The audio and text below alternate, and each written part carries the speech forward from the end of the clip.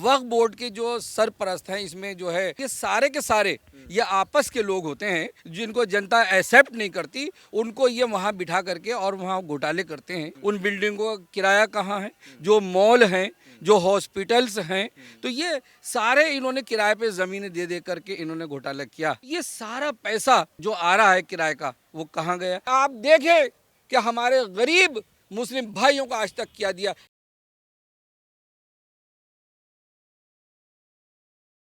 नमस्कार, मैं दीपक शर्मा आप सभी का एक बार फिर से बहुत स्वागत करता हूं।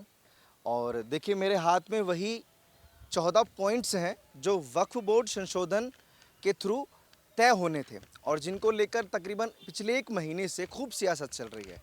लेकिन ये जो पॉइंट्स लिखे हुए हैं और जो मेरे हाथ में हैं, ये लोकसभा में चर्चा के बाद और राज्यसभा में चर्चा के बाद देर रात ये पास हो गए, पूर्ण बहुमत से पास हुए और एक कदम दूर है कि कब कानून बनेगा। बिल पास हो चुके हैं, लेकिन जैसे ही बिल पास हुआ, इवन पास होने से पहले मुस्लिम तंजीमें लगातार ये बात रख रहे हैं कि अगर सरकार ये बिल लाती है तो हम सड़कों से लेकर सुप्रीम कोर्ट तक हंगामा करेंगे और अपने हक और हुकूक के लिए आंदोलन करेंगे, संघर्ष करेंगे। इवन अभी ऐसी खबरें भी चल रही हैं कि वो कुर्बानी देने तक की भी बात कर रहे हैं।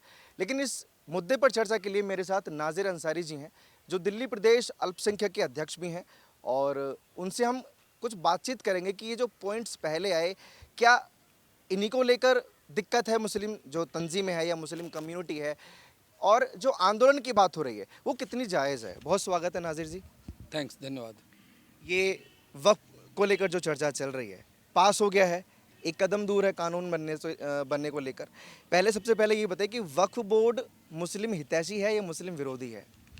देखिए, वक्फ बोर्ड जो बना, वक्फ बोर्ड है सिर्फ जो गरीब मुस्लिम हैं उनको जो वक्फ की गई जगह, जो अल्लाह के नाम पे दान की गई जगह है, जो वक्फ की जाती है कि जो गरीबों का हम भला करें। 1954 में ये एक्ट बनाया कांग्रेस सरकार ने और 1954 से लेके आज तक आप ये समझ लीजिए कि जो मुसलमानों को 9,40,000 एकड़ के लगभग ज़मीन दान की गई, उस ज़मीन का जो इन्होंने किराए पर दिए, जो वहाँ पर 4,000 के लगभग तालाब हैं जिनको इन्होंने ज़मीन दी है, 1,41,000 के लगभग किसानों को जो खेती कर रहे हैं उनको ज़मीन दी है, 2,100 के लगभग स्कूल हैं। तो ये सारे इतना पैसा ये कहाँ गया? तालाब को भी 4,000 लगभग जो इन्होंने दे रखा है, जो पशुपालन है, मछली पालन है, तो इन सब का किराया आता है। और ये किराया कहाँ गया?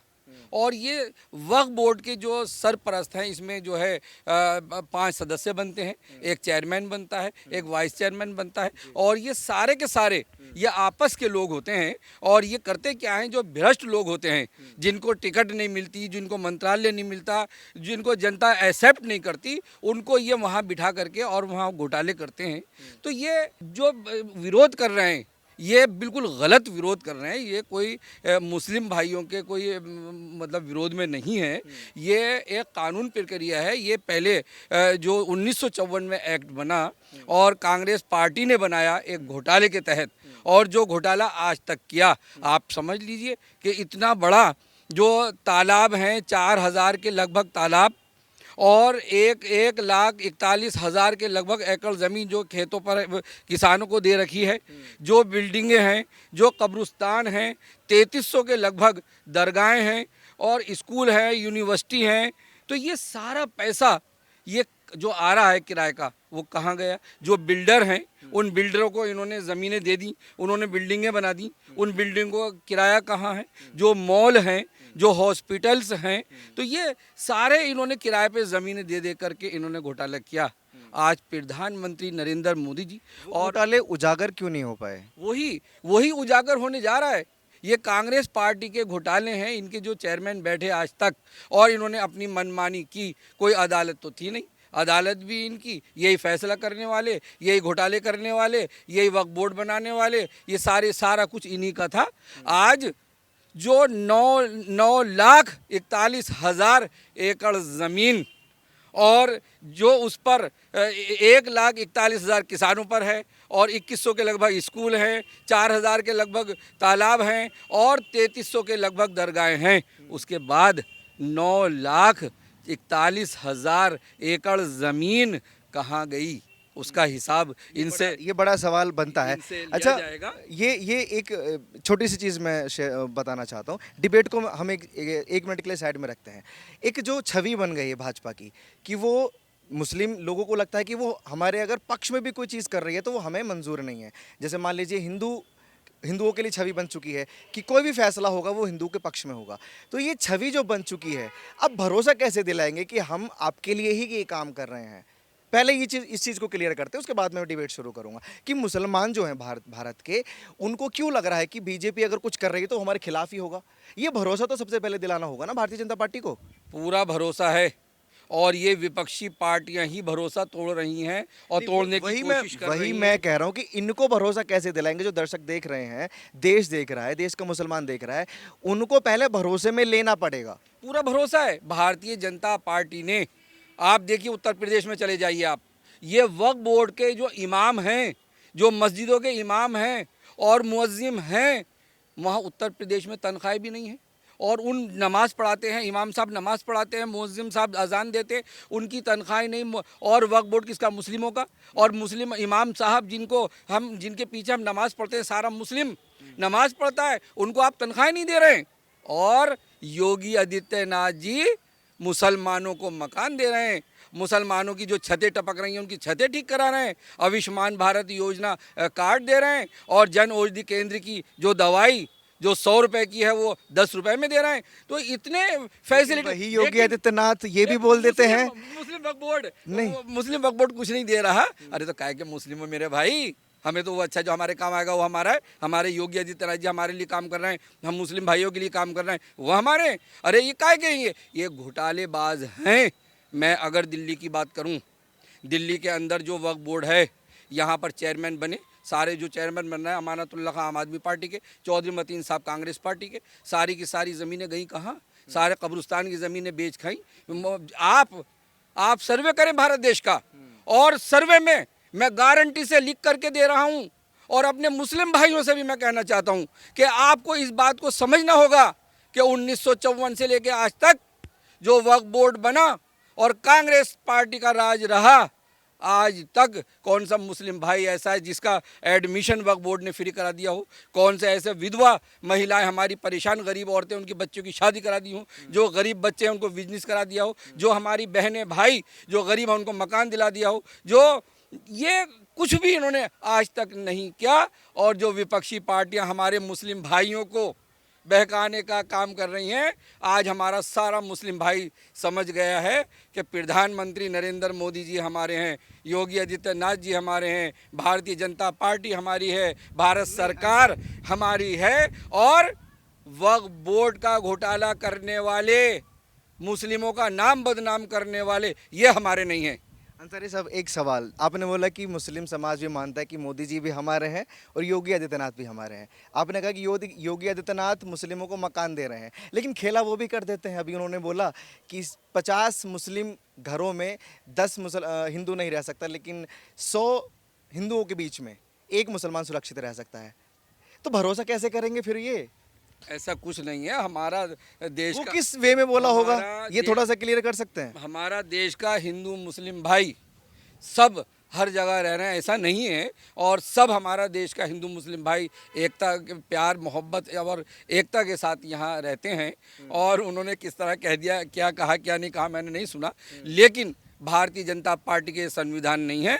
भारतीय जनता पार्टी सबका साथ, सबका विकास, सबका विश्वास। और आप देखें कि हमारे हिंदू भाई भी मुस्लिमों के बीच में रहते हैं और मुस्लिम भाई भी हिंदुओं के बीच में रहते हैं। अब मैं यहाँ रहता हूँ, मैं अकेला हूँ, हमारे सारे हिंदू भाई यहाँ रहते हैं, बड़ा प्यार मुझे करते हैं। मैं सबकी समाज सेवा करता हूँ, सारे हिंदू भाई, मुस्लिम भाई, यहूदी, पारसी, सब कोई भी आ जाए, मैंने लाखों लोगों का काम मेरे हाथों से अल्लाह भगवान ने करवा दिया। और सारा बड़ा मुझे प्यार करते हैं। कहीं नाम ही नहीं है कि मैं मुस्लिम हूँ या हिंदू हूँ या सिख हूँ या ईसाई। सब पड़ोसी हिंदू हैं यहाँ पर आपके। नाजिर भाई हमारे भाई हैं, भारतीय जनता पार्टी के नाजिर भाई हमारे भाई हैं। तो जो काम करेगा उसको प्यार मिलेगा। ये नफ़रत की भाषा जो ये विपक्षी पार्टियां बोलती हैं, और योगी आदित्यनाथ जी किसी तरह से बात करेंगे और ये विपक्षी पार्टियां उसको घुमा फिरा के तोड़ मोड़ के बात रख देते हैं। ऐसा नहीं है। मुख्यमंत्री जी बड़े शानदार हैं और उनको मुस्लिम भाई भी बड़ा एक्सेप्ट करता है। उत्तर प्रदेश में भी उन्होंने अगर काम किया है तो मुस्लिम भाइयों ने भी बड़ा उनको वोट दिया है। अच्छा, शानदार तरीके से तो कर ही रहे हैं, काम चल रहा है, लेकिन कांग्रेस को ये रास नहीं आया कतई कि बिल संशोधन कर दिया भारतीय जनता पार्टी ने। कांग्रेस के एक सांसद हैं मोहम्मद जावेद, उन्होंने याचिका दायर कर दी है सुप्रीम कोर्ट में कि ये इस्लाम के खिलाफ है। देखिए, प्रदर्शन करना और कोर्ट में अपनी बात रखना सबको राइट है, और प्रदर्शन भी करें अपना। अगर आपको लगता है कि कोई चीज़ हमारे खिलाफ जा रही है तो प्रदर्शन करें और कानून के दायरे में करें। और अगर आपको सुप्रीम कोर्ट भी जाना तो आप जाइए, लेकिन मैं कहना चाहता हूँ इन लोगों से, अरे आप हमारे मुस्लिम भाइयों को नहीं बहकाइए, उनको बिल्कुल ना बहकाएं आप। हमारे मुस्लिम भाई सब समझ गए। और मैं अपने मुस्लिम भाइयों से कहना चाहता हूँ कि जो ये वक्फ बोर्ड बनाया, ये भी सरकार ने बनाया, 1954 में बनाया, और 1923-24 में आकर के इसमें थोड़ा अमेंडमेंट हुआ, और आज ये सरकारों के हाथ में तो जब से ही है, और कांग्रेस सरकार ने घोटाले किए। लेकिन इसके अंदर कमी ये रही कि जो ट्रिब्यूनल बन रहा है, जो कोर्ट है, ये अपनी मनमानी करते हैं। 5 इसमें मेंबर होते हैं, एक चेयरमैन होता है, एक वाइस चेयरमैन होता है, और ये सब अपने अपने बिठा करके और ये सारे घोटाले कर लेते हैं, और हमारे मुस्लिम भाइयों को आज तक कोई फ़ायदा नहीं पहुंचाया। और मैं कहना चाहता हूं भारत देश के सारे मुस्लिम भाइयों से कि आप खुद देखिए कि 1954 से लेकर के आज तक मुस्लिम भाइयों को इन हजारों लाखों करोड़ की संपत्ति का किराया, लाखों करोड़ की संपत्ति जो इन्होंने एनजीओस को दी, जो इन्होंने ट्रस्ट को दी, जो कब्रिस्तानों को दी। कब्रिस्तान में अगर कोई मर जाता है और वो उसको कब्र में जाता है तो उसकी भी पर्ची कटती है, पैसा मिलता है। मदरसों में जो दुकानें बनती हैं उसका किराया आता है, मस्जिद में दुकानें बनती हैं उनका किराया आता है, ट्रस्ट जो अपना काम करता है वो किराया देता है, एनजीओस भी किराया देती हैं, हॉस्पिटल्स की बिल्डिंग बनी हुई सारा वो अपना किराया दे रहा है, यूनिवर्सिटी है, स्कूल हैं, ये गरीबों को कुछ नहीं मिला। अरे तो गरीबों को क्या दिया आप सोचें। मैं अपने मुस्लिम भाइयों से कह रहा हूं कि आप देखें, ये आपसे जरा से मैं ये कहना चाहता हूं कि आप देखें कि हमारे गरीब मुस्लिम भाइयों को आज तक क्या दिया। क्या कोई मकान दिया, या कोई एक गरीबी रेखा का राशन कार्ड बनवा दिया, या कोई इन्होंने आयुष्मान भारत योजना कार्ड बनवाया, या कोई हमारी छतें टपक रही वो सही कराई, कोई दवाइयाँ हमारी फ्री कराई, अस्पतालों में इलाज कोई फ्री कराया? नहीं। भारतीय जनता पार्टी ने हमारा साथ दिया, और ये वक्फ बोर्ड सिर्फ इतना है, इनके बहकावे में नहीं आइए। सिर्फ प्रधानमंत्री नरेंद्र मोदी जी और भारत सरकार अपने सरपरस्ती में इसको काम को लेकर के चलेगी कि जो वक्फ बोर्ड के लोग घोटाले कर रहे हैं वो घोटाला ना करें, और हमारे देश के मुस्लिम भाइयों को हक मिले, महिलाओं को, बच्चों को, बुजुर्गों को, सबको उनका हक मिले। वक्फ बोर्ड की जो ज़मीन अल्लाह के नाम दी गई, जो दान की गई, उसका सारा पैसा गरीबों में तकसीम हो और उनका प्रॉफिट इनको मिले, वो सिर्फ ये चाहते हैं। नहीं, बातें बहुत खूबसूरत हैं ये कि सबको हक मिलना चाहिए। और आपने जैसे बोला कि गरीब मुसलमान को क्या मिला वक्फ बोर्ड से, ये गरीब मुसलमान भी जानता है कि हमें वक्फ बोर्ड से कुछ नहीं मिला, लेकिन बावजूद इसके वो विरोध में सड़कों पर क्यों उतर आया? अभी बंगाल की तस्वीरें देखिए, वो कह रहे हैं कि 10 साल बाद ये हमें दफनाने पर भी रोक लगा देंगे। तो वो तो उनकी मानसिकता है ना, उनको पता है वो चीज़ कि वक्फ बोर्ड से हमें कुछ नहीं मिला, फिर भी वो सड़कों पर क्यों हैं? बंगाल में ममता बनर्जी पूरी आतंकी हैं, पूरा ज़बरदस्त ऐसा गृह युद्ध चलाती हैं, और उन्होंने 2 पार्ट कह दिया। मैं दीदी हूँ, मैं बंगाल की दीदी हूँ। अरे दीदी कहाँ से रह गई तुम? मैं सबकी दीदी हूँ। और 2 पार्ट बना के खड़े कर दिए, टीएमसी और भारतीय जनता पार्टी। तो काहे की दीदी रह गई आप? अरे आप सबको समझे। और वहाँ पत्थरबाजी और आगजनी और गोलीबारी, ऐसा लग रहा है जैसे गृह युद्ध छुड़ा हुआ है, लोग पलायन कर रहे हैं। तो वहाँ उन लोगों को आदत पड़ चुकी है। ये लोग सिर्फ झगड़े पर ध्यान देते हैं, ये काम पर ध्यान देने वाले नहीं हैं, और ये सारे हमारे मुस्लिम भाइयों को बहका रहे हैं।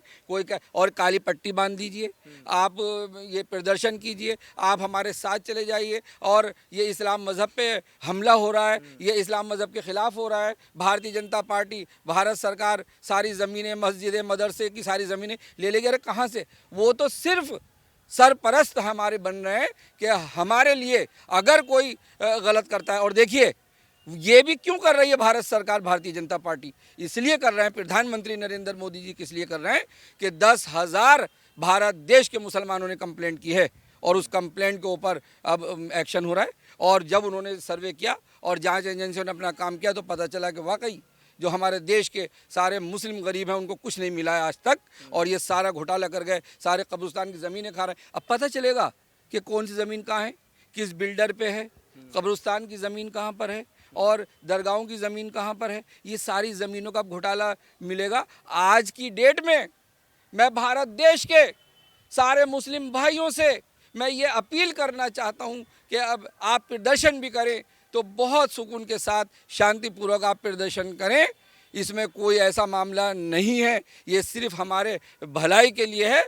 और 9,41,000 एकड़ ज़मीन का जो हमारे भारत देश के गरीब मुस्लिमों का हक, प्रधानमंत्री नरेंद्र मोदी जी उसका जवाब मांगेंगे इन भूमाफियाओं से जो ज़मीनों का घोटाला कर गए। और ये सारी ज़मीनें भारत देश के सारे मुस्लिम गरीब मुस्लिमों को तक़सीम किया जाएगा। अच्छा, जैसे आपने बोला कि चिट्ठे खुलेंगे और जांच होगी प्रॉपर्टी की, इसी को लेकर ओवैसी जी एक बात कह रहे हैं कि जब कलेक्टर के पास या जांच अधिकारी के पास ये केस जाएगा कि ये प्रॉपर्टी किसकी है, कहाँ है, तो उस ड्यूरिंग ऑफ टाइम वो मना कर देंगे कि ये वक्फ प्रॉपर्टी नहीं है। वो 10 साल जांच हो, 20 साल जांच हो, तो वक्फ की प्रॉपर्टी तो उनके पास चली गई, उनको ये डर है। नहीं, कोई कहीं नहीं जाने वाली है, सब चीज़ का प्रूफ होता है।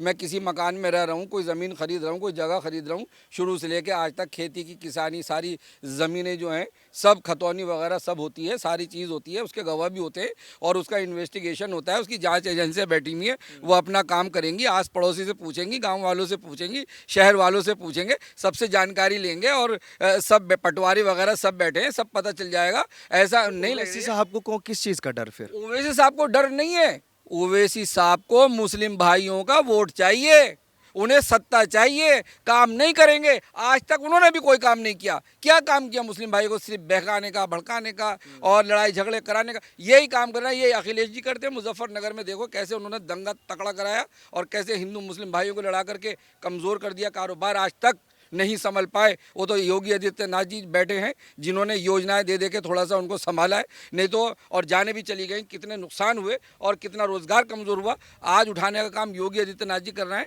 और ओवैसी जी भड़काऊ बयान दे दे करके ये जान करके यहाँ दंगा कराना चाहते हैं। ये सारे के सारे सारी विपक्ष पार्टियाँ, ये कांग्रेस पार्टी, ये ओवैसी की AIM जो पार्टी है, ये पार्टी और जो हमारे ममता बनर्जी, मुलायम सिंह जी, ये सारे अखिलेश जी, ये सारे के सारे मिलकर के एक हो गए हैं और एक होकर के ये उनको बदनाम करने की कोशिश कर रहे हैं। ऐसा नहीं है।